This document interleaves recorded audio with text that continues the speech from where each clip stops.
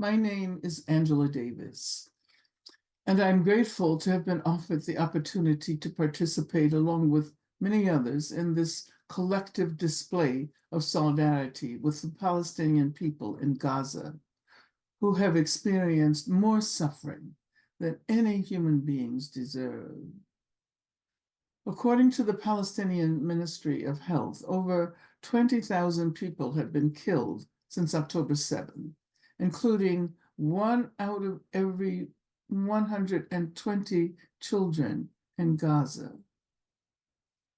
Every day, Palestinian life is being extinguished, and Palestinian homes, schools, mosques, and churches are being destroyed.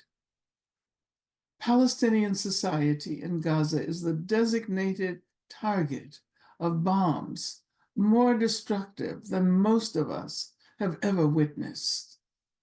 This is why we are urging people who call for peace to do whatever is possible to prevent the impending genocide. The United Nations Relief and Work Agency, the most important source of aid for Palestinians in Gaza, is now the target of those who wish to guarantee the continuation of the genocidal assault on Gaza. Again, we are witnessing a grotesque disproportionality in the way Israel and the United States have aimed their sights at UNRWA. There are claims that approximately 12 UNRWA employees were involved in the Hamas attack, without discounting the reality of grief and suffering, regardless of the quantity involved. It should be recognized that 13,000 people are employees of UNRWA in Gaza, and 30,000 if we count the total number of people who work for the agency.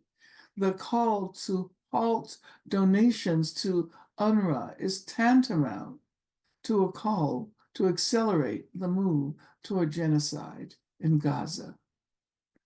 The discrediting of UNRWA may have been linked to a strategy designed to draw attention away from the ICJ ruling last Friday that called for close monitoring of Israel's actions in the war in Gaza, having found it plausible that Israel's acts could amount to genocide.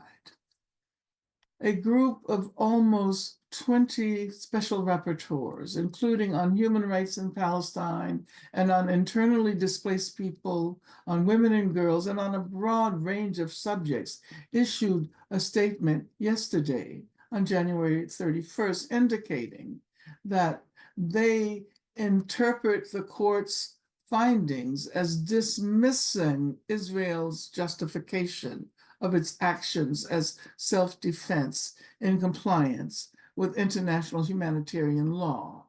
They went on to say that the court found that Israel cannot continue to bombard, displace, and starve the population of Gaza while allowing its officials to dehumanize Palestinians through statements that may amount to genocidal incitement, end quote. This is what the world needs to hear. And the attack on UNRWA is a distraction. This is a time to stand with South Africa.